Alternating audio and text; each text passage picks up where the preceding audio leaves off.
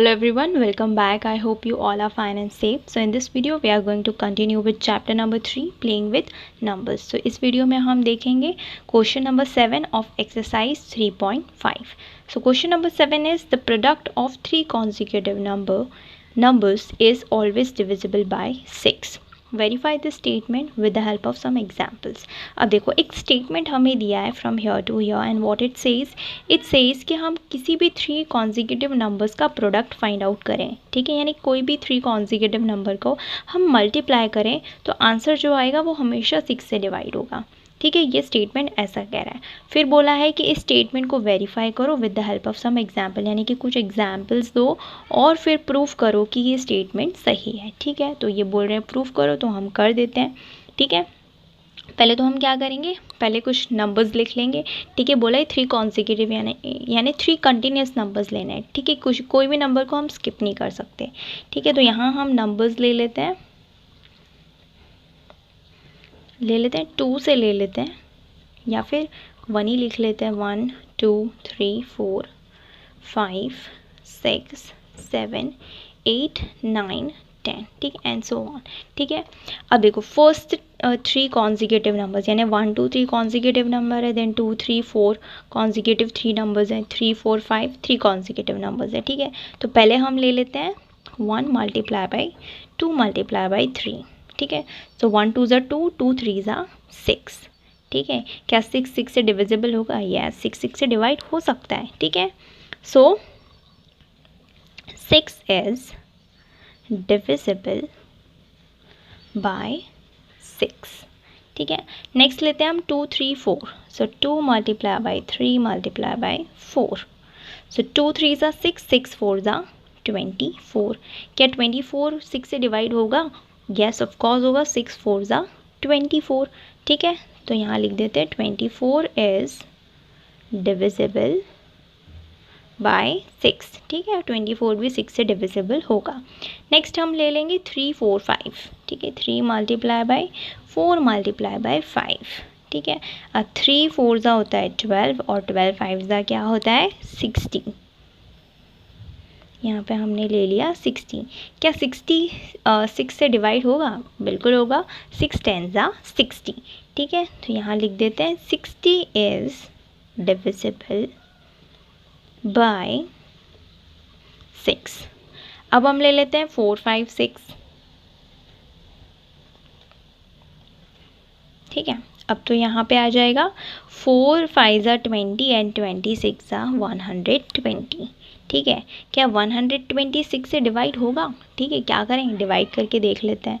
120 divided by 6 6 2 ज़ा 12 minus 12 zero, फिर आया नीचे ज़ीरो. 6 into zero 0. ठीक है, यानी कि 126 से डिवाइड हो गया.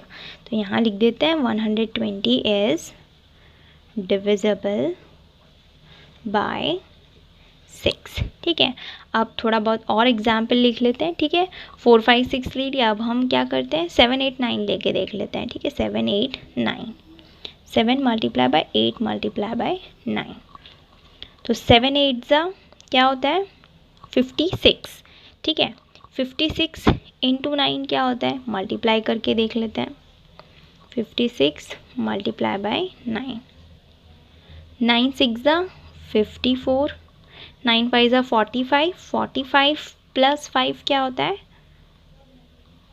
50. सो 504. तो यहाँ लिख देते हैं 504. क्या 504 6 से डिवाइड होता है? तो क्या करते हैं, डिवाइड करके देख लेते हैं. यहाँ डिवाइड करके देख लेते हैं 504 डिवाइडेड बाय 6. ठीक है, सो 6 8 ज़ा 48. अब माइनस करो 50 में से 48 निकाल दो. 48 49 50 यानी 2. अब ले लेते हैं 4 6 4 ज़ा 24. ठीक है, यानी 504 भी 6 से डिवाइड हो जाता है. तो यहाँ लिख देते हैं 504 इज़ डिविजिबल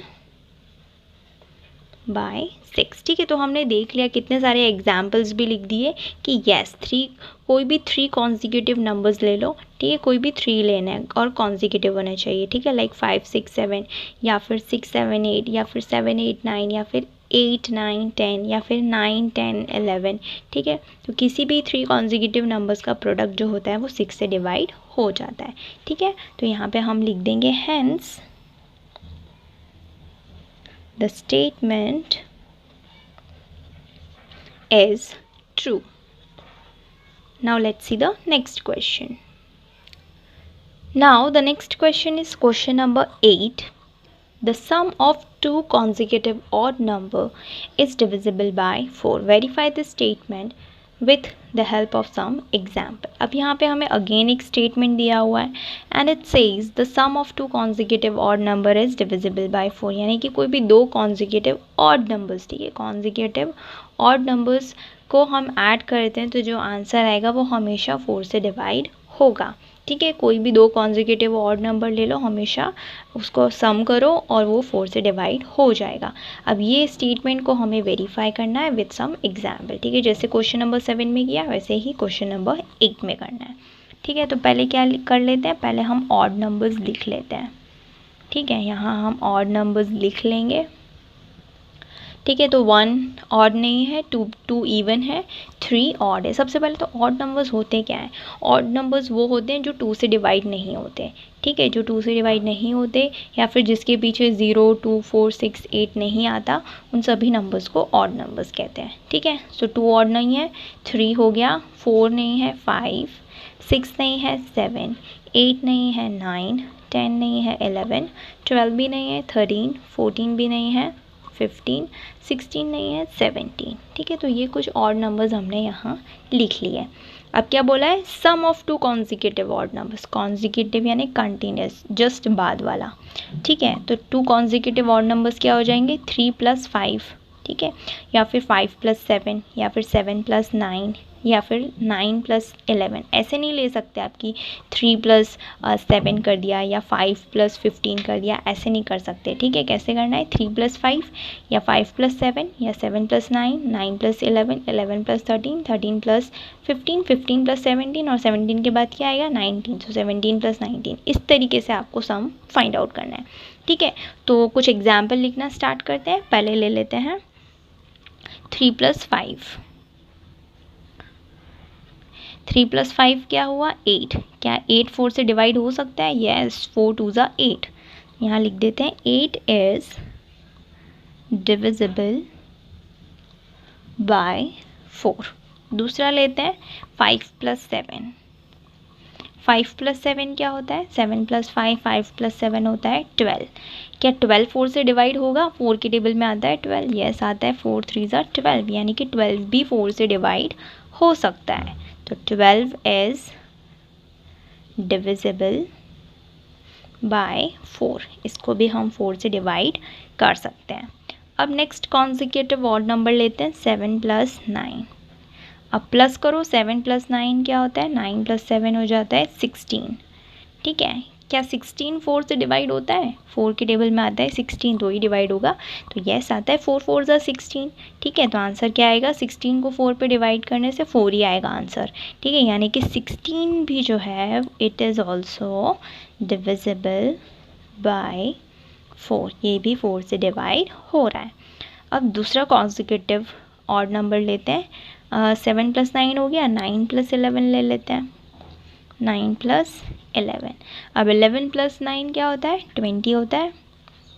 20 होगा डिवाइड 4 से, 4 के टेबल में आता है 20, यस ऑफ कोर्स आता है, 4 5 ज़ा 20। तो 20 को डिवाइड करोगे 4 से, क्या आंसर आएगा, 5 आएगा, ठीक है। यानी 20 इज़ ऑल्सो डिविजिबल बाय 4, ठीक है। ऐसे ही आप कंटिन्यूस काफ़ी सारे एग्जाम्पल लिख सकते हैं, ठीक है। और हर बारी क्या आप प्रूफ में आएगा कि येस 2 कॉन्जिक्यूटिव ऑड नंबर्स को ऐड करने पे, ठीक है, जो नंबर आएगा वो हमेशा 4 से डिवाइड होगा, ठीक है। यानी कि ये जो स्टेटमेंट है इट इज़ ट्रू, ठीक है। Hence the statement is true. आप और भी एग्जाम्पल लिख सकते हैं, ठीक है। 9 + 11 था, 11 + 13 कर लो, 13 + 15 कर लो, 15 + 17 कर लो, okay. Now let's see the next question. So question number 9 is in which of the following expression prime factorisation has been done. अब देखो यहाँ पे हमें ना 4 एक्सप्रेशंस दिए हुए हैं A, B, C and D। ठीक है, इसमें हमें क्या बताना है, हमें बताना है कि किस एक्सप्रेशन में प्राइम फैक्टराइजेशन किया हुआ है और किस में किया हुआ नहीं है, ये भी हमें बताना है। ऑफ कोर्स सबसे पहले तो प्राइम फैक्टराइजेशन क्या होता है। ठीक है, किसी भी नंबर को हम फैक्टराइज करते जाते हैं अंटिल प्राइम नंबर्स नहीं आ जाते। ठीक है, तो उसे प्राइम फैक्टराइजेशन कहते हैं। ठीक है, अब प्राइम फैक्टराइजेशन होता कैसे, तो जैसे कि हमें दिया हुआ है 10। ठीक है, तो हमने यहाँ इसको फैक्टराइज एक्सप्रेस कर दिया है 2 5 10। ठीक है, अब 2 भी प्राइम नंबर है, 5 भी प्राइम नंबर है, तो इसे हम कहेंगे प्राइम फैक्टराइजेशन। ठीक है, तो यही हमें चीज़ वेरीफाई करनी है कि गिवन एक्सप्रेशन में प्राइम फैक्टराइजेशन किया हुआ है या नहीं। ठीक है, तो प्राइम फैक्टराइजेशन जो होता है वो हमेशा प्राइम नंबर्स के फॉर्म में एक्सप्रेस किया जाता है। ठीक है, उसमें सारे के सारे नंबर प्राइम नंबर्स होते हैं। ठीक है, सो फर्स्ट हम देखते हैं 24 is equals to 2 multiply by 3 multiply by 4। अब 2 3 ज़ा 6, 6 4 ज़ा 24, यानी कि ये हमें एक्सप्रेशन तो सही दिया है। ठीक है, मल्टीप्लाई करने पे 24 तो आ रहा है, लेकिन क्या ये प्राइम फैक्टराइजेशन है। ठीक है, तो हम क्या कर लेंगे, सभी नंबर्स चेक कर लेंगे, अगर सभी नंबर्स प्राइम नंबर्स होंगे तो वो प्राइम फैक्टराइजेशन होगा। ठीक है, तो यहाँ पे 2 एक प्राइम नंबर है, 3 भी एक प्राइम नंबर है। ठीक है, और प्राइम नंबर क्या होते हैं, जिसके 2 ही फैक्टर्स होते हैं, 1 एंड द नंबर इटसेल्फ। ठीक है, अब यहाँ पे 4, क्या 4 प्राइम नंबर है? नो, 4 प्राइम नंबर नहीं है। ठीक है, 4 क्या है, एक कॉम्पोजिट नंबर है। कैसे? 4 किस किस के टेबल में आता है, 1 के टेबल में आता है, 2 के टेबल में आता है और 4 के टेबल में आता है। ठीक है, यानी कि इसके कितने फैक्टर्स हो गए, 3 फैक्टर्स हो गए। ठीक है, तो ये क्या हो गया, एक कॉम्पोजिट नंबर हो गया। ठीक है, तो प्राइम फैक्टराइजेशन में कभी भी कॉम्पोजिट नंबर नहीं आता है, क्या आते हैं, प्राइम नंबर्स ही आते हैं। तो यहाँ पे 4 कॉम्पोजिट नंबर है, इसका मतलब यहाँ पे प्राइम फैक्टराइजेशन नहीं किया है। ठीक है, तो हम यहाँ पे आंसर लिखते हैं, आंसर लिखना स्टार्ट करते हैं। यहाँ पे देखो 4 क्या है, कॉम्पोजिट नंबर है। ठीक है, तो हम यहाँ लिखते हैं since 4 is a composite number, hence prime factorization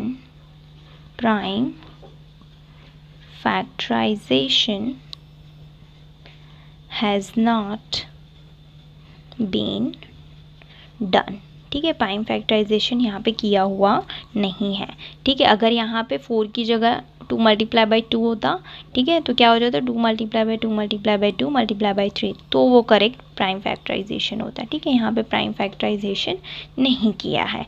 अब देखो नेक्स्ट एक्सप्रेशन हमें क्या दिया हुआ है, बी में हमें दिया हुआ है 56 equals to 7 multiply by 2 multiply by 2 multiply by 2।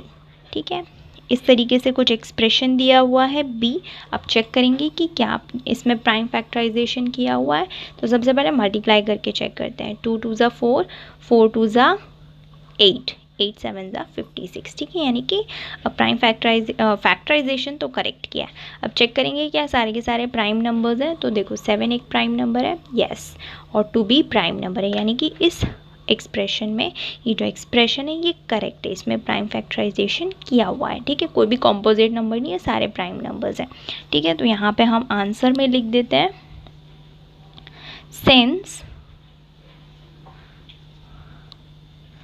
since all the factors are prime। ठीक है, सारे फैक्टर्स क्या है, प्राइम है, hence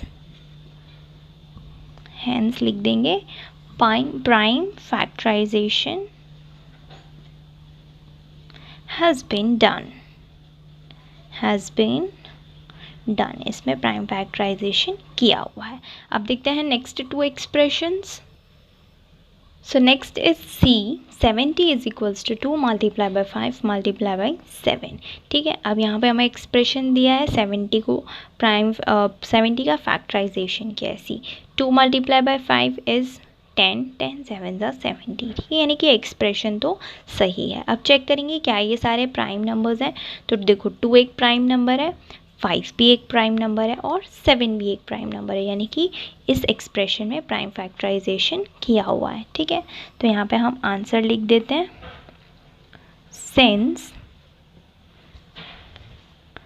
ऑल द फैक्टर्स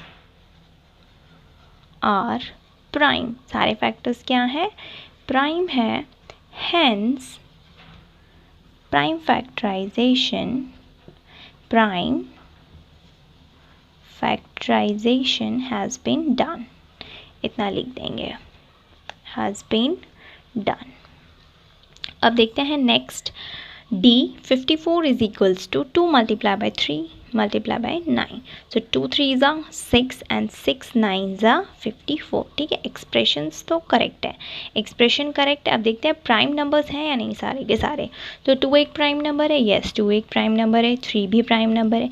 क्या 9 प्राइम नंबर है, नो 9 प्राइम नंबर नहीं है, 9 एक कॉम्पोजिट नंबर है। देखो 9 के क्या क्या फैक्टर होते हैं, 1 3 और 9। ठीक है, तो 9 के 3 फैक्टर्स होते हैं, इस वजह से 9 जो है वो प्राइम नंबर नहीं है। तो यहाँ पे प्राइम नंबर्स नहीं है सारे के सारे, it means prime factorisation has not been done. ठीक है, तो यहाँ पे हम लिख देते हैं, since 9 is a composite number, hence prime factorization